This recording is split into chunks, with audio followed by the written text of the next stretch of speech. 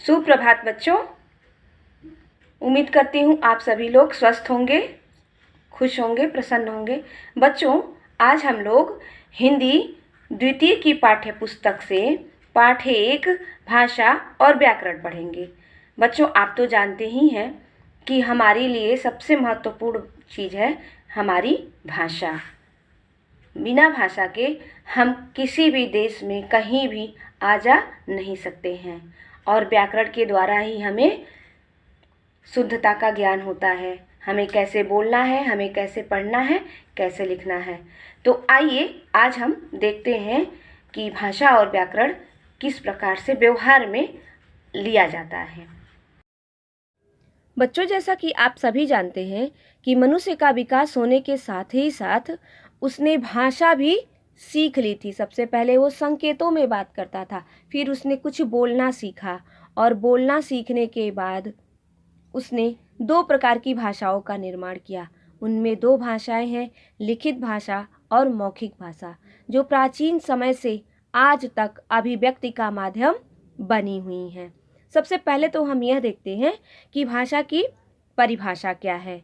भाषा वह साधन है जिसके द्वारा हम अपने मन के विचार दूसरों तक पहुंचाते हैं और दूसरों के विचारों को ग्रहण करते हैं।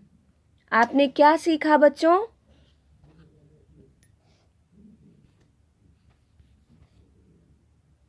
आपने क्या सीखा कि आप अपने मन के विचारों को दूसरों तक पहुंचाते हैं तथा दूसरे के विचारों को अपने आप में ग्रहण कर लेते हैं।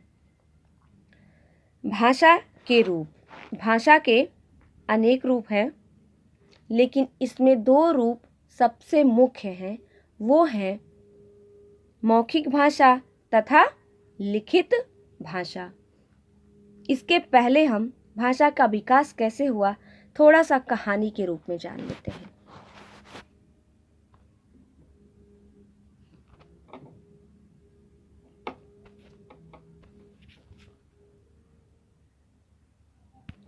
प्राचीन काल में जब भाषा नहीं थी, तब मनुष्य संकेतों से अपनी बात दूसरों को समझाता था। धीरे धीरे उसने अपने विचारों को प्रकट करने के लिए पत्थरों, चट्टानों पर कुछ संकेत या चिन्ह बनाने आरंभ कर दिए। इन संकेतों की सहायता से विचारों का आदान प्रदान कुछ आसान हो गया। फिर जैसे जैसे मनुष्य सभ्य होता गया, वैसे वैसे उसे अपने मन के विचारों को प्रकट करने के लिए एक साधन की जरूरत महसूस हुई। इसी के फलस्वरूप भाषा का विकास हुआ। भाषा का रूप बार बार बदलता रहा है। अनेक वर्षों के बाद भाषा का एक निश्चित स्वरूप बना। आज के समाज में भाषा का बहुत महत्व है। ये सब बातें आप लोग जानते हैं बहुत अच्छी तरीके से। पिछले भी साल आपने ये पढ़ा है। मनुष्य ही नहीं, पशु पक्षी भी अपने मन के भावों को प्रकट करते हैं। ये भी आप जानते हैं बच्चों। पशु पक्षियों की भी आवाज़ होती है, लेकिन उनकी भाषा हमारी भाषा से अलग है। वे विभिन्न आवाज़ों और संकेतों से अपनी भावनाएं प्रकट करते हैं। केवल मनुष्य ही है ऐसा प्राणी है जो भाषा के माध्यम से अपने मन के भावों का आदान प्रदान करता है, मतलब अदला बदली करता है, एक दूसरे से अदला बदली करता है। बच्चों, ये तो भाषा का थोड़ा सा इतिहास रहा। अब देखिए कि भाषा के इस समय जो प्रचलित रूप हैं वो कौन कौन से हैं। भाषा के 2 रूप हैं, मौखिक भाषा तथा लिखित भाषा। मौखिक भाषा, देखिए इसका उदाहरण, स्कूल में बाल सभा का आयोजन हुआ। चित्रिशा ने प्रदूषण की समस्या पर भाषण दिया। उसने बोलकर अपनी बात कही। अध्यापिका ने उसे सुनकर बधाई दी। यह भाषा का मौखिक रूप है। मौखिक मतलब मुंह से बोला जाने वाला। इसमें बोलना भी आता है, सुनना भी आता है और कहना भी आता है। ये तीनों बातें आती हैं। जो भी हम लोग कुछ बोलते हैं और बोलकर सुनते हैं, ये सब बातें भाषा के मौखिक रूप के अंतर्गत आती हैं। इसका सबसे सुंदर उदाहरण है टेलीफोन पर बात करना, भाषण देना, प्रार्थना सभा में उपस्थित होकर जो आप लोग प्रार्थना करते हैं, वह भी इसका एक नमूना है। आइए अब लिखित भाषा देखते हैं। लिखित भाषा। दिव्या ने अपनी सखी को पत्र लिखा। पत्र को पढ़कर सखी बहुत प्रसन्न हुई। उसने भी पत्र लिखकर बधाई दी।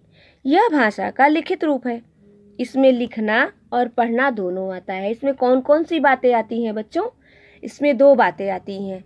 मौखिक भाषा में 3 बातें और इसमें 2 बातें। इसमें पहले लिखना पड़ता है, फिर पढ़ना पड़ता है। ये लिखित भाषा। इसका सबसे अच्छा उदाहरण है आपकी पाठ्यपुस्तक। आपकी पाठ्यपुस्तक हो गई, इसमें लिखा हुआ होता है और आप इसे पढ़ते हैं। न्यूज़पेपर यानी कि अखबार हो गया। और दूसरा जो पत्र लिखते हैं, किसी को हम लोग जो चिट्ठी पत्र लिखते हैं, पहले लिखा जाता था, वो भी लिखित भाषा का एक सुंदर नमूना है, उदाहरण है। भारत की बहुत सारी भाषाएं हैं। मुख्य भाषाएं आपकी पाठ्यपुस्तक में दी हुई हैं, जो इस प्रकार है।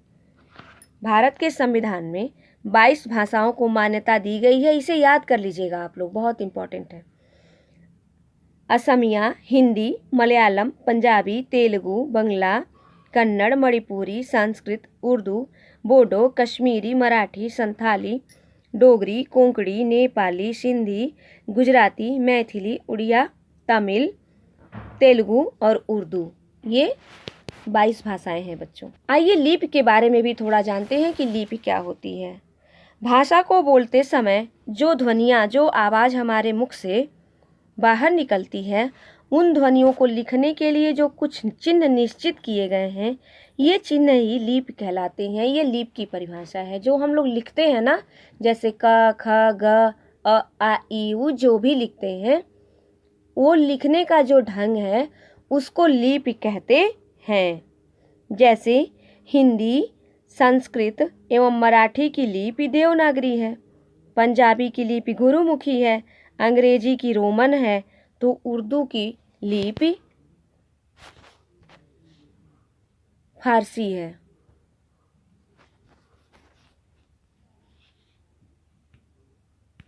उर्दू की लिपि फारसी है। बोली। भाषा का मौखिक रूप बोली कहलाता है। यह रूप सीमित क्षेत्र में प्रयोग में लाया जाता है। जैसे हम लोगों के गोरखपुर में भोजपुरी बोला जाता है। हिंदी भाषा की प्रमुख बोलियां हैं मैथिली, भोजपुरी, बुंदेलखंडी, पहाड़ी और भी अनेक बोलियां हैं। व्याकरण। व्याकरण वह शास्त्र है जो हमें भाषा को शुद्ध रूप में लिखना, पढ़ना और बोलना सिखाता है। व्याकरण की सहायता से हम लिखना, पढ़ना, बोलना तीनों सीख सकते हैं बच्चों। कुछ उदाहरण देखिए। गीता गाना गा रहा है, गलत है। कल जाना है कोलकाता मुझे, ये भी गलत है। तेरे को मैंने देना है, ये भी गलत है। परीक्षा, डिब्बा, परमात्मा, ये सारे शब्द गलत है। इसकी जानकारी हमें कैसे हो गई? क्योंकि हमें व्याकरण का ज्ञान है। हम जानते हैं कि कैसे लिखना है, कैसे पढ़ना है और कैसे बोलना है। अब इसको हम शुद्ध तरीके से बोलते हैं। गीता गाना गा रही है, शुद्ध वाक्य है। मुझे कल कोलकाता जाना है, तुमको मुझे देना है, और परीक्षा, डिब्बा, परमात्मा। इन अशुद्धियों का पता हमें कैसे चला? व्याकरण के द्वारा चला। ओके बच्चों, संक्षेप में हम कह सकते हैं कि व्याकरण भाषा के नियमों का ज्ञान कराता है।